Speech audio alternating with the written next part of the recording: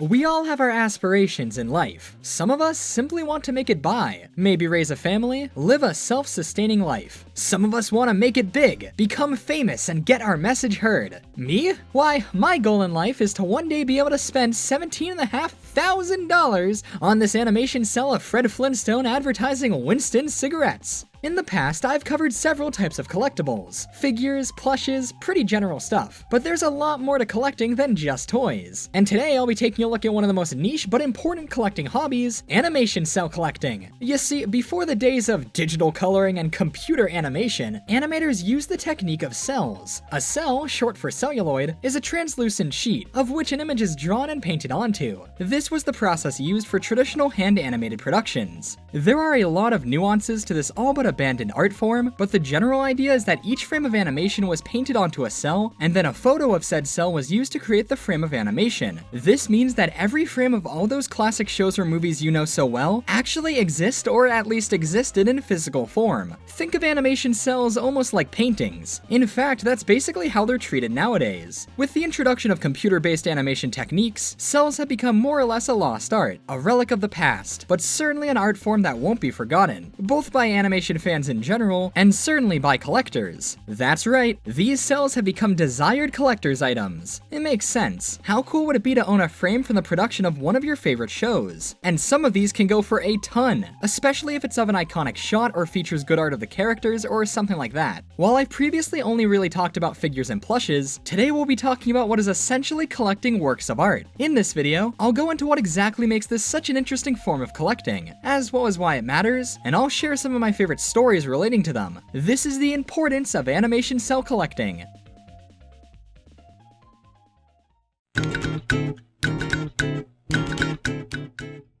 Before I get into specific examples of significant finds in the animation cell collecting scene, I suppose I should give a bit more context as to what you should expect when getting into cells. So, what exactly are animation cells? Could they be considered merchandise? Well, technically, but really they're internal assets that are better classified as art pieces. But in the case of collecting, they function pretty similarly to merchandise. For decades now, collectors have been fighting to get animation cells from their favorite pieces of media. Some cells are of instantly recognizable shots, and some don't look nearly as good, but they're all cells, and to collectors, they all have worth. Now, I'm a huge collector of merchandise, but I've never owned a cell myself. I'm sure I'll get some someday, but as of right now, I currently don't own any. However, I completely understand the appeal of these. Every single one of these cells came from the animation studios behind your favorite shows, movies, anything. These were all used in the production of those pieces of media. How cool is it to say you own a piece of something you love? One of the most popular shows people collect animation cells for is SpongeBob. While a majority of the show is handled digitally, the first season was all produced using cells, and that means quite a lot of memorable, recognizable scenes are forever immortalized in physical form. Cells can also lead to the discovery of deleted scenes from shows. I'll talk about more examples of this later, but in the case of SpongeBob, through the use of cells, people figured out that the episode Texas had a short bit of animation cut from it, dubbed Sweating It. If not for cells, we probably never would have known this. It only makes sense that SpongeBob, being one of the most well-known and recognizable modern animated series, would have such a dedicated cell collecting community. It's too bad that SpongeBob went digital after only the first season though, as season 2 in particular features tons of now legendary episodes. Certain cells can go for a ton of money, especially ones from shots that are popular or unique. Season 1 of SpongeBob has plenty of these, sure, but could you imagine if cells from scenes like these existed? They would go for so much. Oh well, if the show was produced during the time cells were used, and was traditionally animated, cells of it likely exist and with enough digging can probably be found. Sure, some shows had their cells completely destroyed, more on that later, but if you're a fan of some classic pieces of animation, you'll likely be able to find at least something you're interested in. For example, let's say you're this huge Family Guy fan, right? You're so dedicated to the show. You have an extensive collection of Family Guy merchandise. The show means a lot to you. Let's say that one day, after you've purchased your 5th Banana Brian Griffin plush, you realize you need something more. No, all of these figures and plushes won't cut it. You need something greater, something from the show itself. Well, if that's you, consider today your lucky day, as right now, at the time of me making this video, you can purchase this gorgeous production cell. A very curious item indeed, given how Family Guy is predominantly digitally animated. In any case, this beautiful piece can be yours for $2,499. A deal no true fan of Family Guy can say no to. Yeah, the prices on some of these can get pretty ridiculous. Sure, there are 36 watchers on that Fred Flintstone cell, but no one's going to actually purchase it for that much. Or at least I hope not. Though, if you get a cell that, say, contains several key characters, is posed well, looks aesthetically pleasing, it could be purchased as an art piece. Meaning yes, some of these can go for quite a lot of money. It's unfortunate though, as rarely do any of the animators actually get any of that money, but still. There are some pretty hardcore cell collectors out there, and if you're in it for preservation reasons, it's no wonder why so many can go for so much. Thankfully though, if you're just getting into the hobby, there's a handful of shows with plentiful cells that won't cost you a fortune. Just try searching animation cell on eBay and see if you find anything you like. There's also this fantastic animation cell collecting site known as Rubber Slug, where people can host galleries and showcase their collections. It's a fantastic art gallery site if nothing else. Definitely check it out if these seem interesting to you. Now, as I mostly cover video game merchandise on my channel, I'll mostly be focusing on cells relating to the series I typically cover. Mario, Sonic, series like those. However, I'll also touch upon some other topics I find interesting as well. With that said, let's move on to our first example of what makes cell collecting so important. Let's take a look at some of the famous cartoons made by the incredible world of Deke.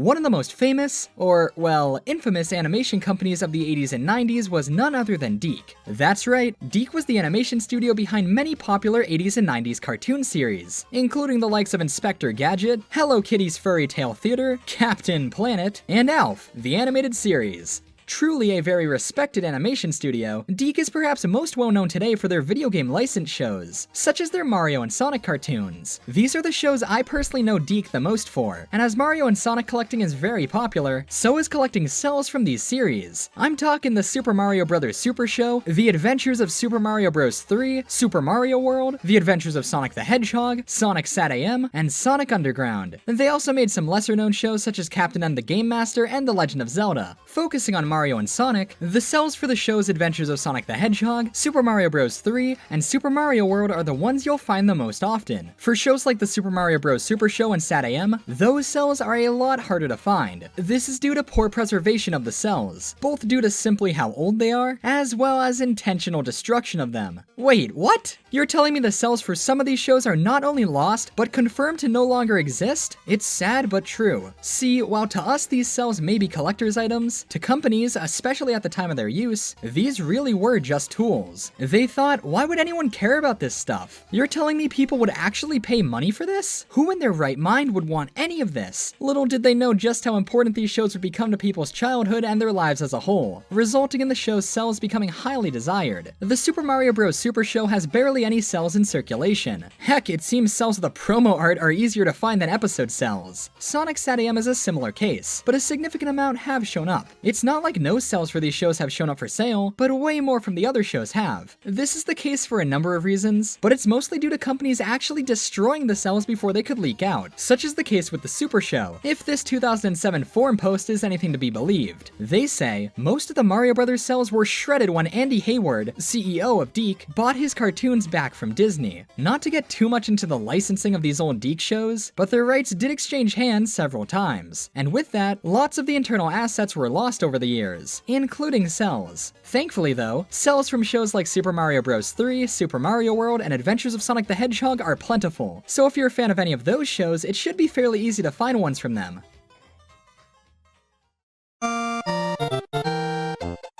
The Deke Mario cartoon that seems to have the most cells available for it is Super Mario World, which is also arguably the strangest of Deke's Mario shows, which leads to some pretty incredible cells. If there's one episode of Super Mario World that should instantly come to your mind, it should be episode 13, Mama Luigi. If you remember the golden age of YouTube poops, I'm sure you know this episode very well. The episode is truly worth its famous status. Tons of quotable lines, incredible heart-pounding moments. What an episode. However, what if I told you that we could have gotten more from this episode? What if we were denied several scenes from the final product? That's right, ladies and gentlemen, there's a very real possibility that there were fully animated deleted scenes from Mama Luigi that have never been seen before. How do we know this? Well, animation cells usually come marked with codes that help the animators keep track of where the cell is supposed to be in the animation. These codes include scene numbers. In this scene of the episode, there's a pretty jarring cut. The scene where Luigi is walking here is scene 52. We know this thanks thanks to the Cels. The following scene where these dinosaurs are walking is not scene 53, but is actually 63. We know this because this cell from the scene after it is labeled 64. This means that in between Luigi walking here and the dinos walking here, there were 8 scenes cut. Thankfully, several cells from these cut scenes have shown up. These ones are from scene 54. This scene is of Luigi reaching into his pocket, trying to find something to give Baby Yoshi, only to find nothing. This makes sense as the previous scene was of Baby Yoshi crying. This cell of Blarg is from scene 57. These cells of Luigi burnt are from scene 62. Maybe something happened with Blarg to result in Luigi getting burnt? There are other cells from cut or trimmed scenes from this episode as well, but you get the idea. Who knows what great moments were in these deleted scenes? Imagine all the YouTube poop potential we missed out on. As you can see with this example, cells can often lead to the discovery of lost media, and that is very interesting.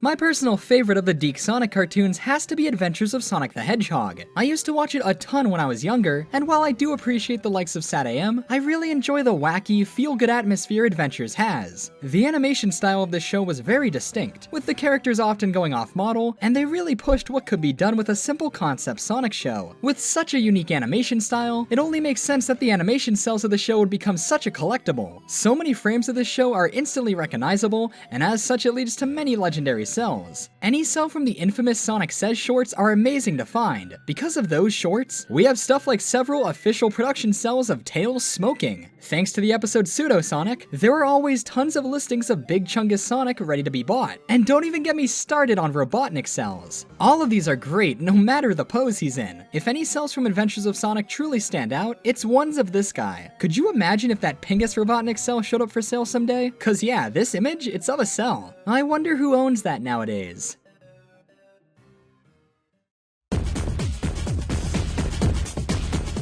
While cells of certain Deke shows such as Adventures of Sonic the Hedgehog and Super Mario World are relatively easy to find, some have almost completely slipped through the cracks. One such show is Sonic the Hedgehog, otherwise known as Sad AM. Sad AM, out of all the Deke Sonic shows, is the one that's most respected and generally the most well received. And with that said, of course this is the show that has barely any cells in collections. With that said though, some have shown up, such as these incredible looking Robotnik cells. And these Sonic cells are fantastic. Sad AM's all about the freedom fighters, and thankfully some cells with those characters have shown up. Given how dedicated fans of those characters are, I can only imagine how much cells of certain scenes would go for. Whoever ends up selling a cell of Sonic and Sally kissing will for sure get $1 billion.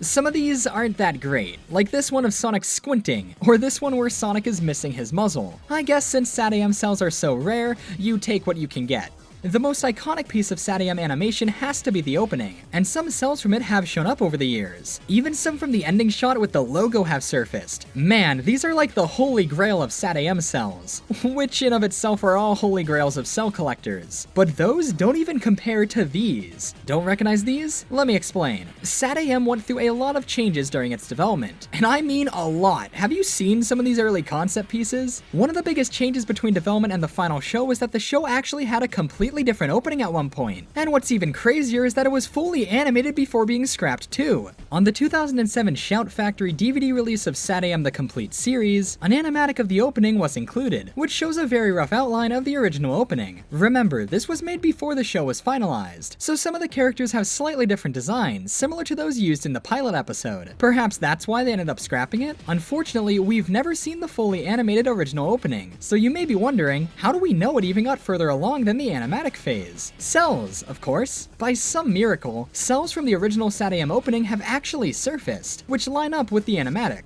giving us a better idea of how the opening looked fully animated. Now these would be the true holy grail of Sad AM fans. Considering the DVD release only had the animatic, it's entirely possible that the fully animated opening is lost, and isn't in the archives of any of the higher-ups who worked on the show. We may never see it publicly released ever. Despite the opening not being available today, it was shown off publicly once. This footage here was popularized by the YouTube channel Tails Channel when they uploaded it in 2013. According to them, it was shown at a Sega convention in 1993, along with at least Sega Sonic the Hedgehog. The clip shows the ending of the opening, with the freedom fighters running away after defeating Robotnik, ending with a group shot, and then Sonic jumping in the logo much like in the final opening. A cell from the scene of the group running has actually surfaced online. This has to be one of my favorite cells, it looks so great. It's very interesting to note things like Tails' inverse Sonic shoes, Sally's early silly design, and more. It's clear that this was made for the pilot episode, and it makes sense why it was never used or even publicly released. If anyone out there has more footage of this opening, please release it. Though at this point that is so unlikely, these Cels may forever be all we have.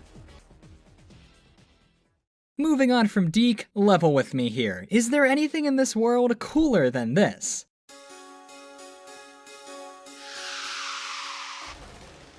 I think it's basically been proven at this point that the best things known to man are the animations made for Sonic CD. Animated by the famed animation company Toei, Sonic CD was released in 1993 for the Sega CD, and one of the most noteworthy aspects of the Sega CD was its ability to show full motion video. Sure, it may have been highly compressed video, but it's video nonetheless. To really show off the power of their new add-on, Sega commissioned Toei to animate some cutscenes for the new Sonic game. Despite the opening and ending cutscenes collectively only being a couple minutes in length, they are full of iconic scenes and awesome moments. These animations have become a perfect example of what makes Sonic the Hedgehog such a cool and appealing character. They perfectly show his abilities and personality, and for something done so early on in the series to show off a series so perfectly is a testament to their greatness. It's no wonder fans would want to know everything they could about the development behind these, and luckily enough, throughout the years, a lot of behind the scenes material from them has come to light. Most of what I'm about to show here was drawn by Hisashi Yaguchi, the chief key animator of Sonic CD. On his Twitter account, he shared stuff like many model and reference sheets, and various other things used during the creation of the animations. To start, here's a character model sheet of Sonic, highlighting some important aspects of his design as well as his anatomy in general. Fun fact, this sheet was also included in higher quality as part of the gallery in Sonic Generations. Since Sonic was so prominently featured in the animations, several reference sheets for him were drawn. Here's one that shows some more casual poses. It's interesting to note that some of the poses here for Sonic were taken from previously existing artwork, which shows what materials Toei likely referenced when creating the design. Here's another reference sheet for Sonic, this time showing some more dynamic poses. I really love the art of him running across the water. That is so well drawn. Interestingly, this magazine scan here shows an unfinished version of this sheet from earlier in development. Curiously, Sonic only has 2 head spikes visible, seemingly because this was before the animation team was notified of how Sonic's spikes should look in 3D. He's also missing one of his back spikes as well. Thankfully, these were fixed for the final passes. We also have this expression test for Sonic, and one of example running poses. However, Sonic of course was not the only character to have model sheets drawn for them, as Amy, Eggman, and Metal Sonic also did. Amy shows some expressions that actually didn't show up in the final animation, Eggman shows him standing, which isn't seen in the cutscenes, and Metals really highlights how rigid and cold his design was here. The same magazine that showed that unfinished model sheet also showed this storyboard. We've unfortunately never seen these in full or even in higher quality, and that's a shame as these naturally seem to have a lot of differences compared to the final animation. This shot is from when Sonic is on top of the mountain looking at the chained little planet, but his pose when leaping down from the top is far less cool than in the final animation. I can only imagine how many other differences we'd be able to spot if the storyboards were ever shown off in full. Along with the reference sheets, Yaguchi has also posted some sketches from the opening as well. These mostly mimic the final animation and look so cool. Now, you may be wondering, hey, this video is supposed to be about animation Cels. What about those? Well, unfortunately, not many Sonic CD Cels have surfaced over the years, though we do have images of a handful. The most well-known Sonic CD Cels were shown off by Naoto Oshima, Sonic's original designer, on his social media accounts. Interestingly, it seems the ones he showed off are from similar scenes of the animation. For example, these ones here are all from scene 8 of the opening, these ones are all from scene 9 of the ending, and this lone one is from scene 5 of the opening. It's a miracle that Oshima held on to these Cels, as Toei is notorious for poor storage of their works such as animation Cels. It's very possible that apart from these and certain other ones that have surfaced, the rest could all be gone. It's also entirely possible, however, that Sega of Japan or Sonic Team have them in their archives, but that is yet to be seen. It's hard to believe, but apart from these Cels here, every other Cel from Sonic CD could be considered lost. No one knows where they are, who has them, or if they even still exist nowadays.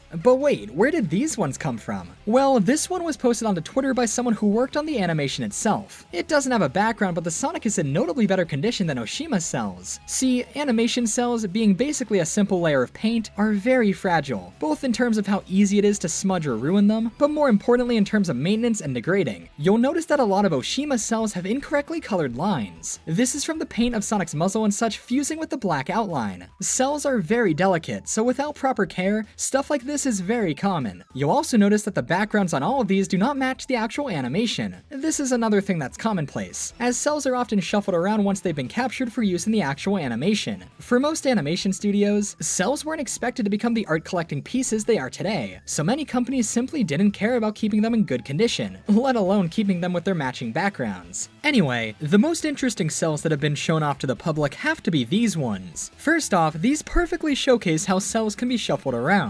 Obviously, there are no scenes where 3 Sonics are flying across the screen like this, but man, it looks cool. This photograph comes from a 1993 issue of Sega Force magazine, which highlights a Sega World event where Sonic CD was showcased. At the time, the game was still known as CD Sonic. However, it seems like the cutscenes were already complete, which shows just how early on in development the animations were made. In fact, the animations were done so early on that they even showcase a cut level from Sonic CD. In the 1996 PC port of the game, it was revealed that an entire zone was cut, dubbed R2 due to the zones in the files being labeled as R1, R3, etc. It's been confirmed that this scene from the ending cutscene, whose aesthetics don't match any of the in-game levels, was indeed R2. And of course, as this was before the time of digital coloring or editing, Toei couldn't go back and change the backgrounds after they were complete, especially because as seen in this image, they were already messing around with the cells before the game even had its final name. These ones here honestly showcase how a cell can really become an art piece. Look at this one, that looks like a poster. Interestingly, we actually have more images of the top left cell, as that one was actually given away to a fan. The cell showcases 3 poses of Sonic from scene 13 of the opening, the part where Sonic is jumping from rock to rock. In fact, this Sonic here even still has the rock to go with him. The cell is currently owned by someone who goes by the name of VST Korean on Twitter. According to this Twitter post from April 2017, he won the cell at the Spring Game Show in 1997 by competing in a Sonic Jam competition Sega held at the event. This cell is the only one from this image that has surfaced nowadays, but it's entirely possible at the same event they gave away more. Are there more Sonic CD cells in the wild that we don't know about? Only time will tell. The lack of public Sonic CD cells is heartbreaking, as this animation is so iconic to Sonic fans, and these cutscenes are such an inspiration to both me and countless other fans. Everyone I know loves and respects these cutscenes, and I'm sure tons of fans would give up so much to just get one of these cells.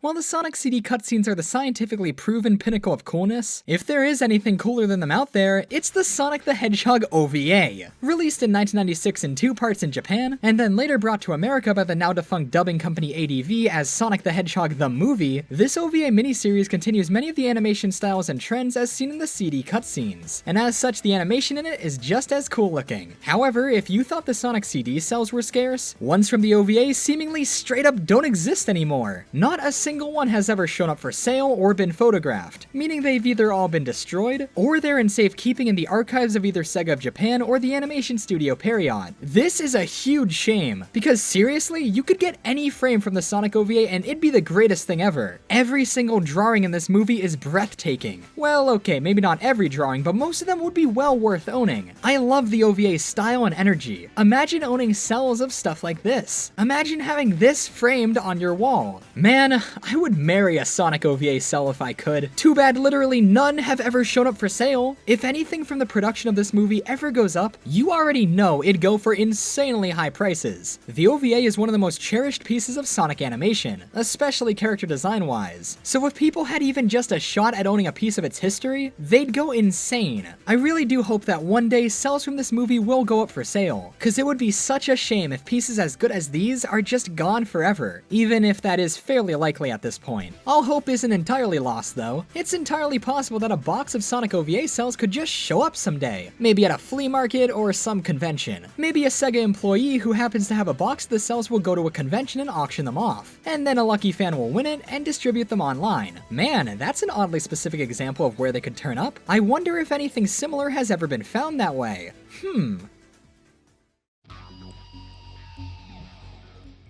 Mega Man 8 is one of the most divisive games of the classic Mega Man series, but my favorite part of the game has to be the cutscenes. Sure, they're pretty goofy in the American dub, but much like the Sonic OVA, I love them for their style and character designs. This screams late 90s anime, and I love that. Released in 1996, Mega Man 8's animation cells would go unseen for over 2 decades, until October 2017, when Twitter user Zero-chan revealed that she had acquired an entire box full of them. Wait, what? How? How does someone get hundreds of something that was once thought to be gone forever? The story goes that while at the FanimeCon swap meet in May 2017, Zero-chan was offered to purchase a box from a Capcom Japan employee, as they knew of their interest in Capcom material. She quickly purchased the box and that's the whole story. That's how easy it was for them to get them. What an incredibly lucky person. The Capcom employee sold the whole box to her for around $300, less than what some of these would go for alone. And we know that for a fact, as while Zero-chan will likely be keeping some of them for herself, she's listed quite a few on eBay, allowing for other Mega Man fans and Cell collectors to try their hands at winning some. Let me just say she has made quite the profit here. Again, she was an incredibly lucky person and this was an amazing find. But this is a great thing for both Mega Man fans and the Cell collecting community. If that purchase hadn't gone through, tons of collectors who now own these awesome pieces of Mega Man history wouldn't have been given that chance. Sometimes all it takes for what was once thought to be lost to show up again is just one lucky person. It's a really inspirational story. Hopefully someday I'll get luck like that and some dude from Sega Japan will be like, yeah, I've heard you die for the Sonic OVA, here's every single cell from it. While on the subject of Mega Man 8 was not the only 90s Mega Man production to use cells. The Ruby Spears cartoon, for example, also did. And while it is very uncommon to find cells from it, Capcom actually held an official contest to allow fans to get some of them. In the mid-90s, when Mega Man 7 and Mega Man X2 were just released, a contest was held in Japan. If you were to send in proof of purchase of both games to Capcom, you'd be eligible to win cells from the American Mega Man cartoon. It's a bit strange for a Japanese contest to offer American cells, but whatever. It seems some Mega Man Upon a Star cells were included as well, so that makes more sense. Either way, if you see Ruby Spears Mega Man cells with this red border around it, it's from this contest. It's very interesting and cool of Capcom to actually officially distribute these cells, as most companies usually tried to keep them as under wraps as they could. Along with that, we've also seen stuff like storyboards from the Ruby Spears cartoon show up as well. As for the other games that use cells, we've unfortunately never seen cells from the likes of Mega Man X3 or X4, which is a shame. Maybe someday. I mean, hey, who expected Mega Man 8 cells to show up so long after the game's release? Anything's possible.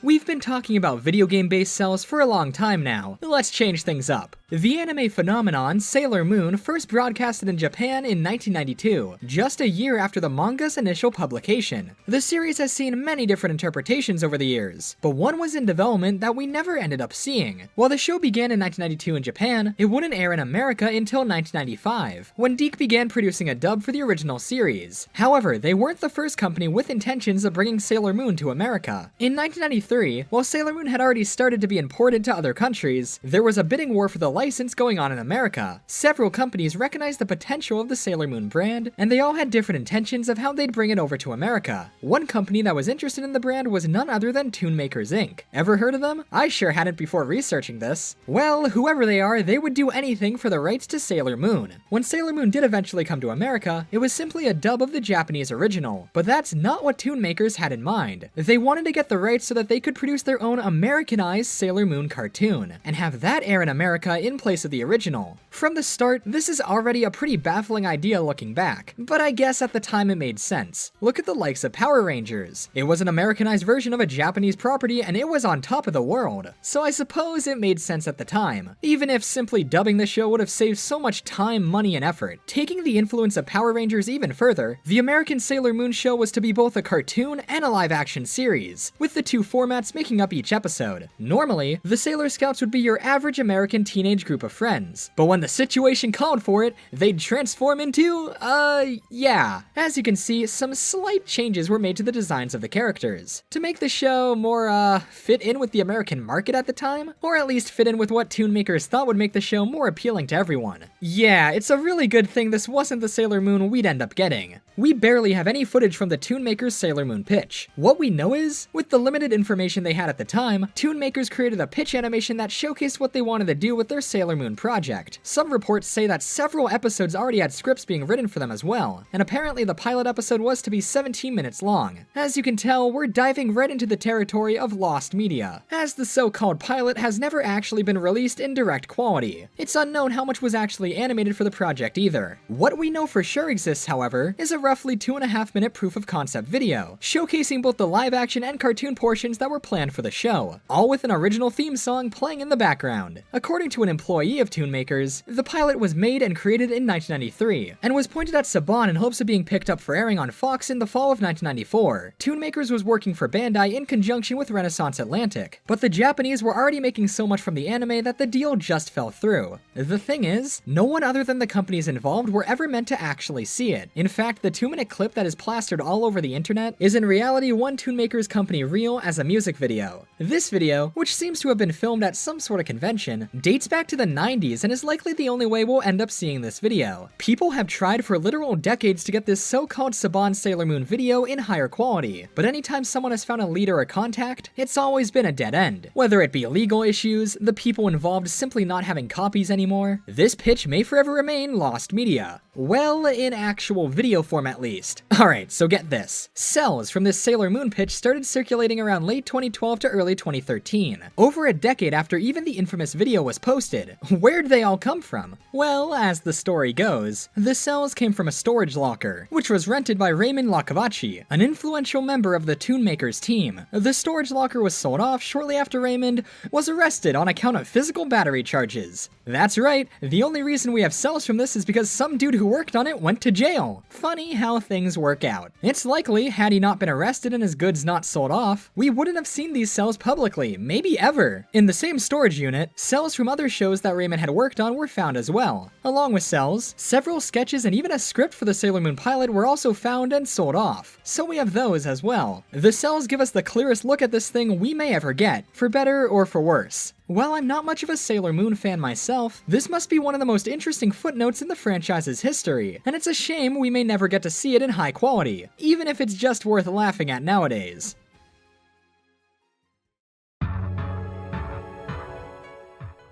As I mentioned earlier, one of the best sites to go to when researching animation Cels is Rubber Slug. Here you can view countless collections. You could easily spend hours looking through it all. It's basically an art gallery site, and I recommend checking it out if any of this interests you. However, there's one page on the site that is so incredibly sad yet moving, I just had to share its story. One gallery on the site, named Inferno, is a tribute and archive of the uploader's Cell collection, which was destroyed in a house fire on July 17th, 2008. Luckily, images of a majority of what was their collection exists. They were able to scan most of them before the fire occurred. However, in the gallery are countless devastating images of singed Cels. Some made it out better than others, but a majority of them were effectively ruined. The uploader also provided before and after images of the ones they had scanned before, all of which are equally heartbreaking. Some of these images are really depressing, and it goes to show how easy it is to lose all of this. Cels are art pieces, with lots of sentimental and monetary worth, sure, but at the end of the day, sketches are just paper, and celluloids are just translucent sheets with paint on them. It's so easy to forget how fragile these are. One wrong move could completely destroy a collection.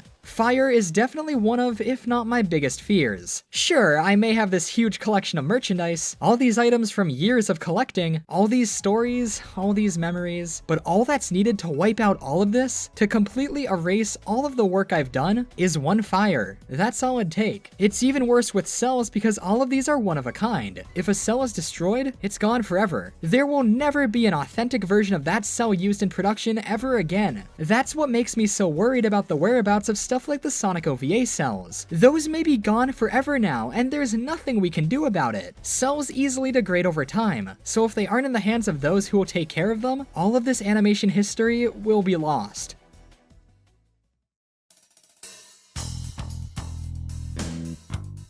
By now, it should be pretty clear just how important animation cell collecting is, not only for preserving the medium as a whole, but for the pieces themselves. Many of these are connected to series and memories that mean so much to so many people. Stuff like SpongeBob, Mario, and Sonic Cels can be very personal to fans of those franchises, and if it weren't for collectors, if there wasn't a market for these, they'd all very well be destroyed. But since there's a real scene for it, people are preserving them the best they can. It's sort of like what happened with trading cards or boxed figures. Those from decades ago are worth a ton now, because back then there wasn't much of a market for pristine items. No one knew cards of all things would become such a valuable, mainstay collecting hobby, but nowadays everyone knows, and because of that a greater effort to preserve them is made. And the same thing happened with Cels. I currently don't own a single animation cell in my collection, but the stories and meaning behind them was just too interesting to not make a video on. As a huge fan of animation, I'm sure I'll pick up a few someday. I just haven't found the ones perfect for me yet. There's just so much potential with collecting Cels. Whether you buy them for preservation reasons, because they make for good art pieces, or simply because you're a fan of the work, animation Cels are really versatile and that's why they're so popular. Animation Cels can really be looked at as art pieces, and even the oldest looking ones can still be appreciated as such. I've seen a lot of people frame theirs, and if you get one that's pretty complete and has the backgrounds and everything, that's a really good way of protecting it. With all of that said, it makes total sense why there's such a market for these, and why certain Cels can go for so much.